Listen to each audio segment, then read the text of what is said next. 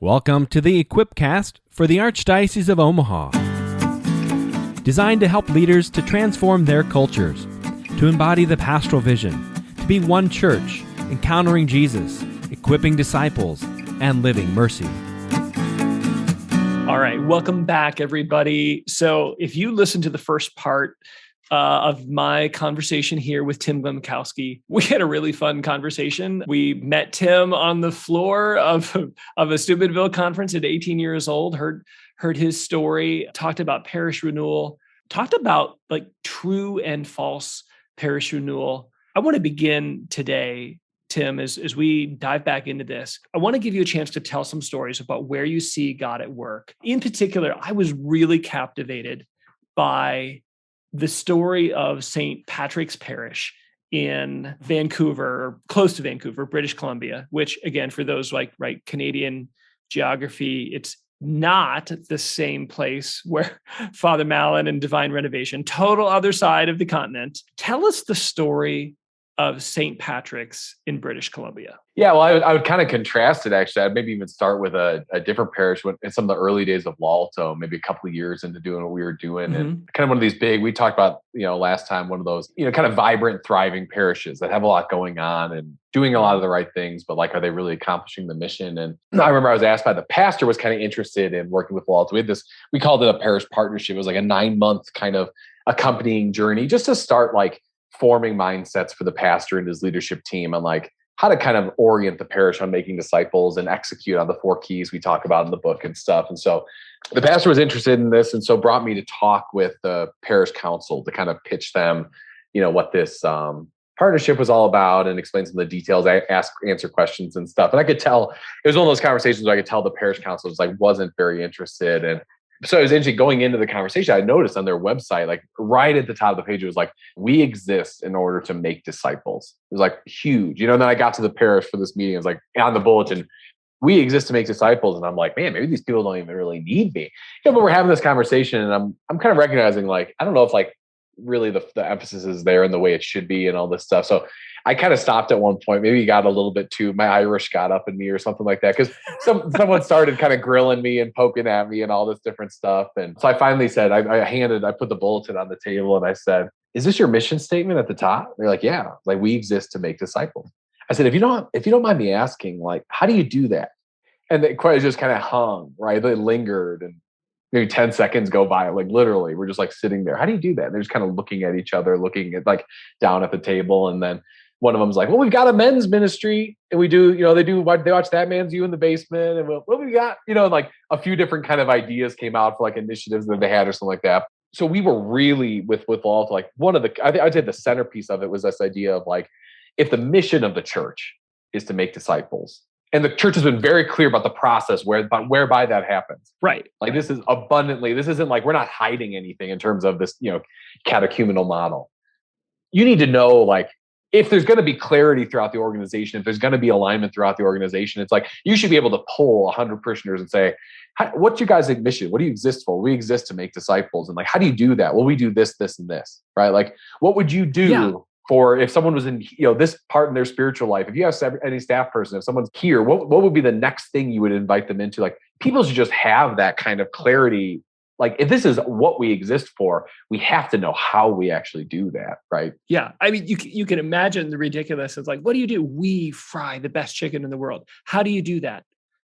We're not we do tons of stuff, or you we have, we ketchup dispensers and we what? How do you fry that chicken? Yeah. And I think we think, again, it's one of these things we think of it as the Lord just kind of does that. It's of course he does, because he has to just participate. That's why he founded a church. So it's we need to know. So that when I found that St. Patrick's in, I think it's Maple Ridge, British Columbia, Julia, Hanley, I met their director of evangelization there, kind of midway through my time working with Lalto. And I was just oh my gosh, this is it. So I don't know if you can put in the show notes or something. I have some PDFs or some images from the book, kind of on there, but it's this perfectly simple. And what I love, so they basically they've articulated this path of discipleship. all the staff knows it. They talk about it all the time. They use it to make decisions. Like they're kind of kind of almost like diligent about like protecting their discipleship pathway as like, this is why we exist as a church. And these are the things we prioritize above all else.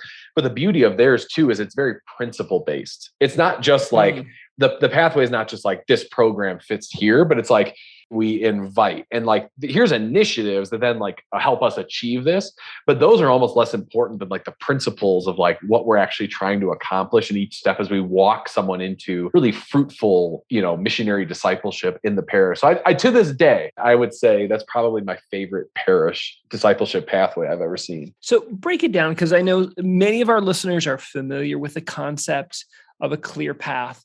But what are those kind of like major, I think you said like the principles, like there might be multiple initiatives that are helping accomplish this,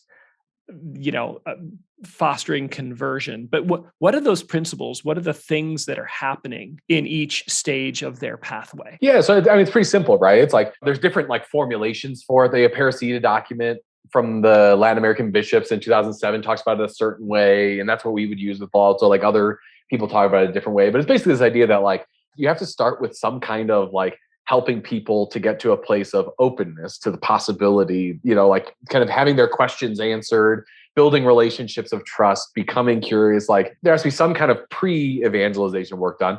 Then there has to be an opportunity to respond to Jesus in faith, right? To actually like encounter the Lord and then make a decision to follow him. Then there has to be some kind of, once you've made that decision to follow Christ, growth in the spiritual life, which is often going to be found in community, right? In relation, Christians grow in circles, right? So you're going to have some kind of, opportunity to, but also growth in intellectual, spiritual, human, even ministerial, pastoral formation, kind of the pillars of formation. And then once you've done that, people have to be equipped and sent out in order to actually bear fruit and bring people back through that pathway. So this is kind of what the church says, right? Like the movements of that process of evangelization. So the idea behind a pathway was always then just, how do you actually have like really clear and simple, articulated, promulgated, strategically focused on kind of decisions that you make about how what your parish is. It's like, I don't care what you need to do, what you do in order to, preach the gospel and invite people to a relationship with Jesus Christ. You just got to do something, right? You got to build a culture that.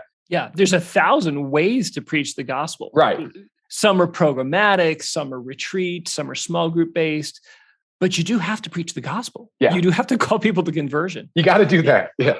Yeah. Just for the sake of clarity, give, again, not that, we're trying to box people in, but give some examples of some of the types of initiatives that they had in each stage. Yeah. So I think really for us, we would start thinking of different like programs and processes, evangelization processes, kind of at that evangelization stage. Up till then, like what you're really trying to do is just build a culture where most of the insiders, quote unquote insiders, have a very like invitational, welcoming kind of, sensibility. So some of the parishes like St. Patrick's in Maple Ridge, like what they do really well is they start with alpha. So it's like if someone comes into the parish and they're going into marriage prep and they're cohabitating with their fiance and they don't have any, they just, grandma wants them to have a sacramental marriage, or, get married in the church. You write an alpha.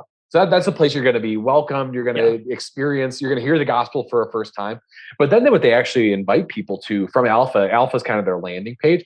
They invite people to CCO, Catholic Christian Outreach is kind of the Canadian focus. And they have these really great faith studies. The first of which is Discovery, that kind of focuses again on, preaching the gospel, and then does a really good job of kind of inviting conversion.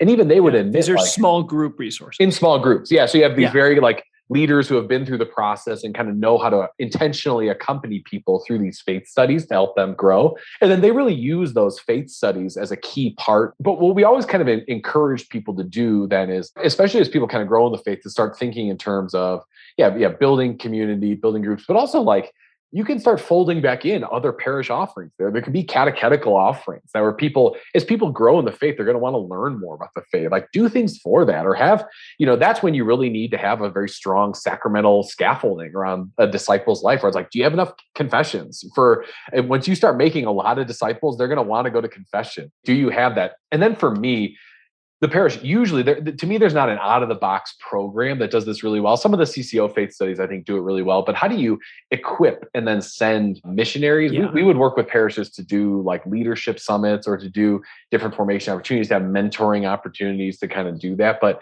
you have to be doing something to actually invest and pour into, like special times. I think in a particular way, you can take people and really kind of say, we're investing in you as a leader in order to lead others. So but I think especially a lot of the kind of classic, programs or processes or series or whatever kind of fit often in that, are they charismatic or are they kind of a win or a build in many ways initiative? It's interesting you say that. Typically, when parishes start down the process of creating a clear path, where do you think they typically start? Or where would you recommend that they start? I think you have to start with Michael Dopp is an evangelization thinker. He would call it the pump. And I love this. I still love it. It's like, this is the thing that we pump everyone into in order to like the normative experience, like, whether it's Alpha or whether it's CCO or Christ Life or whatever, like what's the place where people can hear the gospel, receive radical hospitality, be in like initial accompaniment in the journey. It's like, nail that. Even spend 2 years, like just getting your leadership culture right and nailing a major evangelization vehicle, a pump like that. Yeah. And it's like, just do those for a couple of years and then worry about how you're going to start, utilizing the fruit from those initiatives. But I think that's really where you start. Yeah, that makes a lot of sense to me. We internally here, we've been calling it a conversion engine. Yeah, it's that same idea. It's that thing that produces. I love the testimony that they give at St. Patrick's, where they talk about how when they had people that had this common experience, right? This like their pump, their conversion engine. They now have all these people that have had this common kind of conversion experience that it helps to create a unity and a mobilization, which to me really reminds me of the power of like ecclesial movements. We're blessed in Omaha. We have a really significant Spanish-speaking community. I know Denver does as well in pockets. And the Spanish-speaking ecclesial movements, they are a clear path of discipleship. I was talking to future guest of the show, Myrna Price. And Myrna and I were talking about, she's part of these movements. And she's like, there is this retreat. And it's like, my girlfriend invites me on this retreat. And that is where I heard the gospel. And I didn't want to come. And she brought me. And everybody who's a part of the movement experiences that retreat. Yep. And then from there is formation and accompaniment and community and the rest of the journey. But those things are common. And I think you see it, Focus is kind of a uniquely American English-speaking version, CCO in Canada. But for all of these movements, what you see is a commitment to move people from hostility and suspicion to a point of conversion and entrustment, to build them up in the life of discipleship and then equip them and send them out. And however you do that, we want our parishes to feel like our ecclesial movements and to produce disciples like they do. That's it. Yeah, that's it. And what would the church look like if they all were? And we want people to take people from the world, bring them through a process of growth in the life of Christ, and then back out into the world, right? Like on either side of this discipleship pathway is the world and how we're, kind of reaching into it.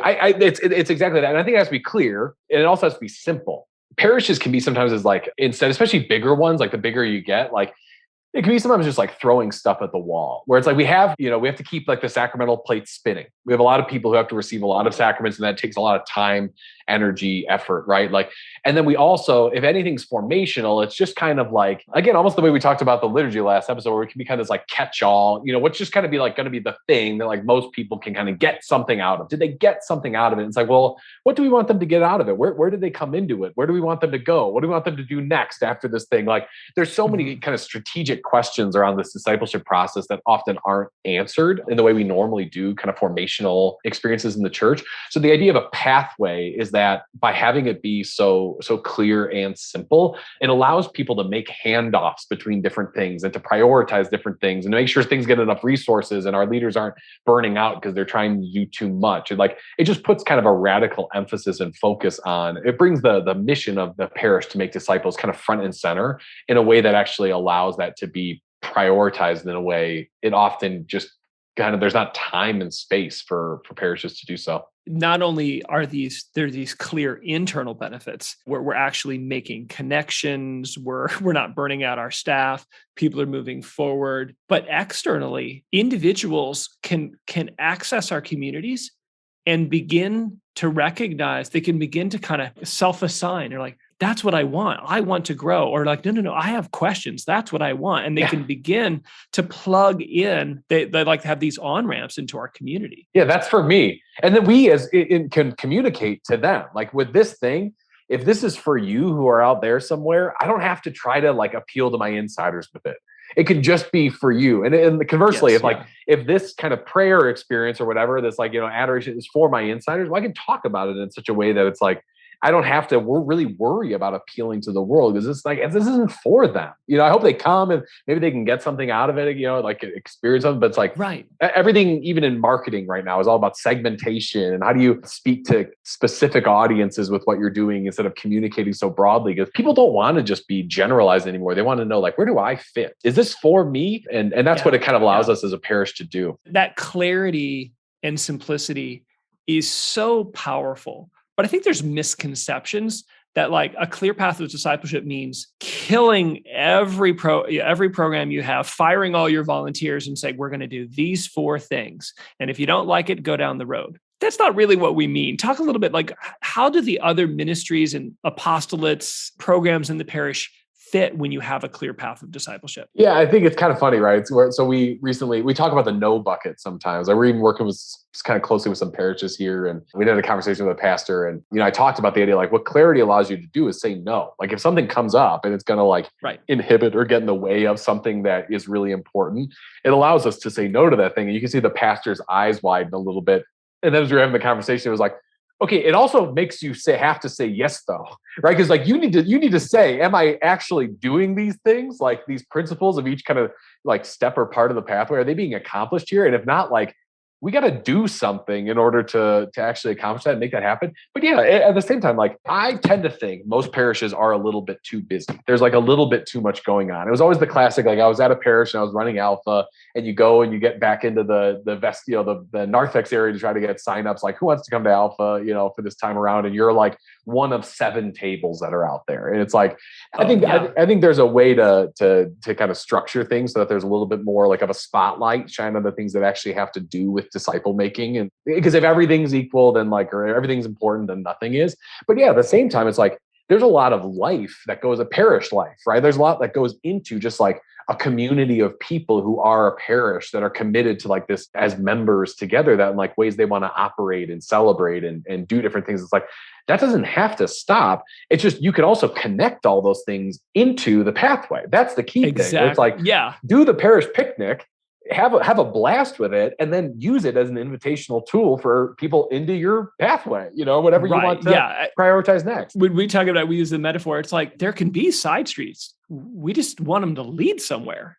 Yeah. They just need to go somewhere. Boy, there is a challenge at some point to prune and maybe pause, to highlight particular ministries as a place where disciples are made or where people grow. Because that's where, as a pastor, as a parish leader, as a particular ministry volunteer, that's where I get scared. Either I don't want to be special, or I don't know how to talk about the fact that, but there's just something about our conversion retreat that's just going to get more attention.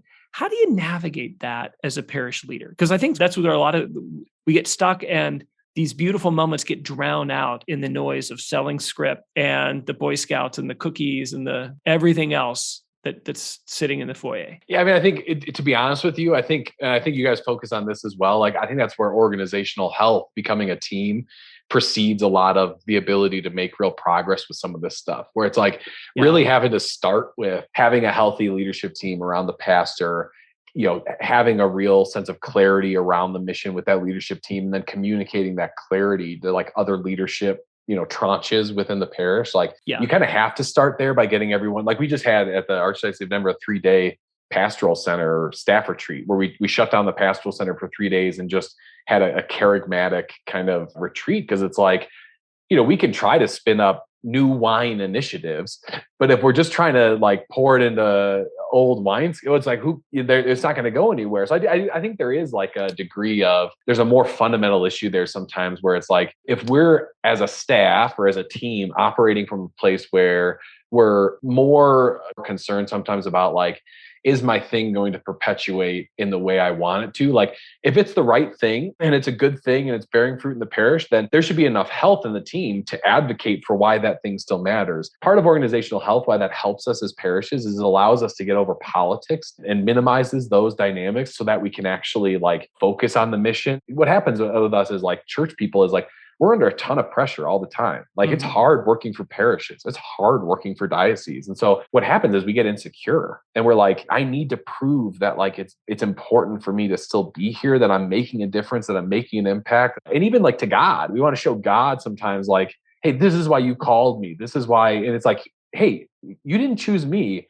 I chose you and appointed you to bear fruit. And so if that's our mindset as ministers in the church, like, that helps to minimize some of those. Yeah. So I don't think it should almost be about like, does the thing matter? But it's more like those things are fundamental sometimes, the organizational health piece. It gives a freedom to be able to have conversations to say, are we bearing fruit? Is this tool accomplishing the purpose for which it is, we have it, so that we can indeed make disciples. And because we trust each other as a staff, we can actually conflict about that, because I know it's not about me. Right. You're not saying you're doing a bad job. We are together putting the problem in front of us with trust with each other and our love for each other, and saying, this is how humans get stuff done together, is like they trust each other enough to argue about it. I'm an amateur historian. I'm reading Stephen Ambrose's D-Day. And as he talks through any kind of D-Day, June 6th, 1944, I think. Yeah. As he talks about, like it was not a sure thing. And part of what made the advantage was, unsurprisingly, with a crazy maniacal dictator, the organizational health within the German military command structure was really fractured. Interesting. Rommel was a fantastic general and leader, but the politics and the dysfunction and literally part of the reason they were not able to stop the D-Day invasion came down to poor organizational health. Where the Allies, on the other hand, quasi-miraculous, British, American, Canadian, French resistance, they're actually working together and they have a clear chain of command and a cooperation and clarity of purpose and goals and roles. It's really a striking demonstration of the organizational health really matters. I've become increasingly convinced over the years that it's more critical than we think sometimes. I think for us, what we've noticed is, as we've articulated a call, we said that there's a million things that characterize a missional community, which is what we want our parishes to be. They have beautiful liturgies and they're great at hospitality and that on and on and on. But we said there's three of them that kind of work like levers: collaborative leadership, a clear path of discipleship, and a culture of generosity, particularly where people are invited to give of themselves. We tend to articulate collaborative leadership first because it's often chronologically first. It's kind of this necessary prerequisite to make progress in the others. But it's the clear path of discipleship that's the heart of it. It's like, the goal is like, how do we make disciples? Yeah. It's just the difficult question of retooling the way we work and finding the initiatives, the collection of initiatives that are right for us and our community to make disciples. That requires a teamwork that usually isn't the starting spot. 100%. Yeah. The church has one mission, and that's to make disciples, to win souls, for who will become saints here and for all eternity, be with God, glorifying him. And so it's, I'm the same way where I've become increasingly convicted about this organizational health piece, but I think you're right, where it's as a means to an end, the end is still the mission. And if we're not doing it in order to make disciples, then I could care less, because we're still, it's like if we're amazing at, using the military analogy, it's we look great in our uniforms and we can march around all day with our, we have the great, we can spin our guns. We love everywhere. each other. But it's if you can't at some point take that hill and say we're going to go together, then there's just no point, right? Well, or if you don't actually have a sense oh, there's a hill we should take if there is no sense of mission. Yeah, I mean, that's the distinction of, and that's where I think like that missional kind of, or like even baking those missional principles into organizational health is kind of a key piece of that, where it's like, do we have a real culture of, like we talked about, where it's like, this is, when we pray, we're praying in order to be spirit led, to discern, to like let God lead. Like you can really suffuse those so that by the time it's not like a bait and switch. Like we do all good meetings and then all of a sudden we're trying to talk about making disciples. It's like, no. Like from the beginning with parishes, we can fold disciple-oriented attitudes into the way we even start to try to become healthy as a team. Yeah, I don't think we actually can become healthy if it isn't an expression of our discipleship. I mean, I was thinking, we had a wonderful talk at a little, Curia retreat here where the staff that work most closely with the Archbishop and, our presenter made the point that like grace, that there's all sorts of things that we should be able to do just because we're human. But we're at a stage now, like we actually need grace to figure out how to pray. We need grace to just be friends. And there's like a lot of ordinary things that have been broken. And organizational health is not something that like, okay, I'm just going to kind of take care of that on my own. And now we're going to invite, like, man, I can't do organizational health without the Holy Spirit and prayer and sacrifice. And because I need to be healed before I can really love people. And that way there's like things I need to grow in. And like, I can't just will myself to being the kind of person that's able to be a really effective and healthy team member. I love that. I think I 100% agree. Like even organizational health is not a merely human enterprise. I think that's really good. As we talk about a clear path, I think what that does is it creates an imagination and I think an awareness of people like, okay, but we're going to need some people. Like we're going to need some leaders to step into this work, both what is beautiful and then sometimes overwhelming for people as they think about, a conversion engine or a pump, as you all have called it, that fosters conversion is like, oh man, that's a lot of people. We're going to need somebody doing hospitality and food and setup and talk about what does it take to mobilize leaders for the work of parish renewal. A lot of it starts with really understanding Jesus's leadership structure. Like if we're not trying to think in terms of, sometimes we jump right to that, right? Like who are the people who are going to do the work? Well, that's your 72, right? Like you want to get there, but you have to start with your 3. So like you pastor or you leader, like who's your leadership team that's going to work with you to actually pray and discern that together? Then from them, who's your additional kind of like 12 or, maybe depending on how big your parish is, maybe the 12 is the 72, if there's not a lot of like paid some of our rural parishes. It's like, you just have a 3 and a 12 and that's great because that's all you need. I love the Gideon principle, right? Where it's like, we sometimes think we need X in order to accomplish the mission because of what we see and it's so dire and so big in front of us. And it's like, God sometimes wants to show us what he can do with what we've already been given. Often there's a way to like help people see they've just been waiting for some kind of like clarity of vision and strategy that can actually like get them to move forward. So sometimes it's like with a conversion engine, like pray and invite and then see what you have, right? So Gideon is given all these men and finally like whittles it down by all these criteria to like 300. It's like, maybe you only have 4 people that you actually can count on as leaders. And you think you need a 40-person alpha course, and 4 people is not enough to have a 40-person alpha course, right? Because you're right. You need table leaders and you need food and you need all these different things.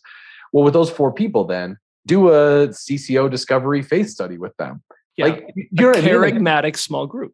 That's it. You have a small group. That's all you have. So great. Like you do it with them and then they'll do it with other people and then they'll do it with other people. Like you can always start. All you need is a spark. But like if all you have is a spark, then your strategy is going to be a little bit different than if you already have a campfire blazing, right? Versus if you have all these people who are, take them through a charismatic experience and then launch like a really cool alpha course that you can like put up signs all over town and invite people to. And so I think that's, kind of sometimes we think it has to be this way. And that's where having that principle again of like, what is God actually doing here helps us step back and say, we never have less than we need. 5 loaves and 2 fish was always enough to feed 5,000. Yeah. We never have less than we need. Take us a step deeper. So a parish is like, how do they, literally at the level of like, okay, whiteboarding, like you're in, it's the pastor and his 3, right? Like Jesus had Peter, James, and John. This is the pastor with his 3. They're in the, their little conference room together. And they're like, okay, who do we have? Like literally, how do you do that? How would you advise that group to begin to take stock prayerfully and naturally Yeah, that's a really good question. Yeah, we would, we've done, depending on different, like who the group is, like I actually really like the idea of like a focus depth chart. Like I think there's kind of a cool, like who are the 5 to 7 people that God has kind of put in your life right now that you're being called to reach and personally invite into something. I think probably it begins by defining like, what are we actually looking for, right? So if you're looking for someone to actually like cook a dinner, that's one thing. There's kind of 2 options. Either like we call it in the Archdiocese, we call it an apostolic mindset. Like, do they kind of like have this way of viewing ministry and the world that actually is like consonant with the kind of renewal, like missional renewal that we're trying to. So we talk about, do you have kind of an utter reliance on the Holy Spirit? Like, are you willing to follow Jesus in a way that's costly? Do you have a sense of calling, like a unique calling in your life from the Father? Do you have a conviction of the primacy and power of the gospel? And then, ultimately, do you recognize that this moment requires a joyfully countercultural witness, right? So that's someone I'm looking for. I'm looking for volunteers. So you could like put that's those not just a missionary disciple. That's an apostle. That's an apostle. That's like that's the finished product, So now you could start with how many of those do we have who are like already there?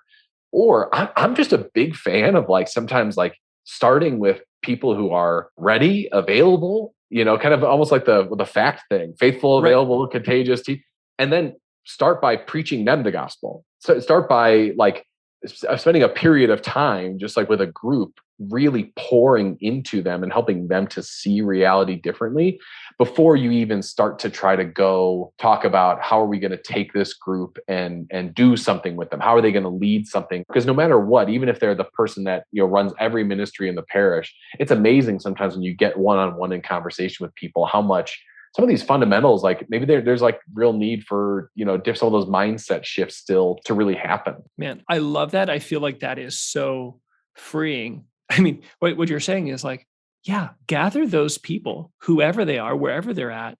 And yeah, some you may be able to immediately say, all right, we want you to use your gift of hospitality. We want you to cook. But for some, there's this, it's not an either or. Let's gather together and let's again immerse ourselves in the good news. And let's again kind of rediscover this call upon our lives to be witnesses. Tim, we've had like this fantastic conversation here. I want to give you a chance again for someone who has been listening to this and they're like, gosh, I want this for my parish. Where do they get started? Like, and you're just not quite sure where to begin. What would you say? I was just talking to a guy the other day who was at a parish who was asking the same question where it's like, where do we start? In my mind, like, I think parishes are more broken than we realized. Like, I think parishes cultures are generally even more dysfunctional than like it seems, where like we really do sometimes think a few tweaks and like we're going to like be off and running. Like, I think there's deep, long work here that's going to be required for us to really see renewal. A lot of job security. Yeah. Thankfully, this is going to take us all 10 years. So like nobody go anywhere. Like, if you really needed to do some deep work in terms of like your fitness or you would need a coach. I'm so convicted about this idea that like parish leaders, like you can try to do it on your own. You can read some books, you can bring in some speakers, you can have a retreat, you can like, work with your pastor leader, hand him the book, try to work through the principles together. But like, if you've got a pastor who's open to some of this stuff and you're on staff or something and you're convicted about it, it's like your next step should be like, who can help us? Because just having that, like I know for us being coached by Acts 29 at the Archdiocese, like having that outside perspective and someone who can like speak truths that it's hard for us to speak sometimes or hear sometimes. And like, amen. Yeah. That's how it gets done, right? Like great athletes keep trainers on their, LeBron James pays his trainer like $1 million a year. He doesn't do that because he's a bad basketball player. He does that because that's how you like. Only the bad guys have coaches. No, it's like, so I'm convicted about that. You need, whether it's, I know you guys are accompanying parishes or Ron Huntley or whoever, like that would be my advice, I think. Yeah, that's huge. Tim, you have been such a clear and articulate voice. Your book, Made for Mission, we're going to link it here in the show notes. Highly, highly, highly recommend it. That's ironic that I was like, if you would ask me the question, Jim, what would you say? I'm like, read Tim's book. And Tim said, so that was kind of funny. Again, the things people can say that you can't say. I know. Yeah, you didn't. You didn't go there, which is awesome. Which is why they should buy the book. Talk a little bit about just a couple of other places where people can go to find inspiration and fodder for this journey. Yeah, I love the Divine Renovation books. I love Ron Huntley's website and podcast. I love The Acts 29 podcast, I think, is really good, especially on some of those like fundamental mindsets. I do think the stuff you guys are doing is, among the most kind of innovative in the country from an archdiocesan office. So I can't imagine why they wouldn't want to just talk to you guys a little bit. But yeah, I think there's some good voices out there. Amazing Parish has some amazing resources. Their conference is really, really good. Their conference is a great place to start. Like, if you just bring your parish leadership team to their conference and get like some of those initial like thoughts on how to get healthy, that's a great place to begin. Yeah, a certain CCO, if you're with the intentional accompaniment stuff, has really good kind of coaching and resources. The stuff's out there. It's just kind of like what you're looking for and kind of where you begin. And Revive Parishes? So my course is available on Form now. They put it on form.org because there's a partnership with the Augustine Institute that was always there. But we had made a platform, of courses for like video courses taught by different experts on like different evangelization topics. And I do think it's one of those things where it's like, I helped with the content. We make it so you're kind of like, you're so close to something like the book. I was convinced like everyone was going to hate it until it came out. You're like kind of just too close to something. But it's one of those things like I remember recently going back into one of the courses and watching some of the chapters, and I'm like, there's some really good insights here that are like, I'm like taking notes, on, so I think there's some, there's reviveparishes.com. It's a free site now. It's donor funded now. A donor stepped up to just cover it. So there's like 15 courses on there. Yeah. I mean, name drops: Tim Glemkowski, Father Mike Schmitz, Patrick Lencioni, Jillian Stans, like it's Chris Stefanik on like evangelization and the new evangelist. Yeah. There's some really good, Lisa Brenningmeyer's course on women's ministry is phenomenal. It's like, it's got a lot of like universal, like just like, any ministry should kind of do this if you want to like love people well. And there's a lot of stewardship and development. There's all sorts of great stuff like that. We'll link to that in the show notes too. Tim, thank you. Thank you for what you do. Thank you for you're a gift to the church. I love your voice on these things. You're not just a writer and a speaker. Like you're in the trenches and you are in conference rooms and come on, Father, you can do this. And I mean, you're a cheerleader and you're a coach and you're with people in this. Thank you. Thanks for what you're doing. Yeah. I mean, people should hear, maybe my last note will be like, I'm praying for you. And I'm praying for you, because I know how hard this is. Again, I'm very hopeful. I'm very optimistic about what the power of God can do. This work it involves humans, and humans' lives are messy, and this is slow. The thing you want to know, like starting out on a parish renewal journey, is like, I promise you, like if you put like those 3 principles you mentioned, generosity, the kind of organizational health, you guys had better ways of saying it, in the career path of discipleship, like if parishes in Omaha or anywhere, whoever's listening, like walk those principles, like those are the right principles, so like you do that for 3 years, you're going to look back and be like, whoa, like what just happened? You do that for 5 years and your parish is going to start being like, whoa, what has happened here? And you do that for 10 years and your town, your city is going to start to say, whoa, what is happening here? Like, I just promise you, like my quote's always from Remember the Titans. I played football and he says,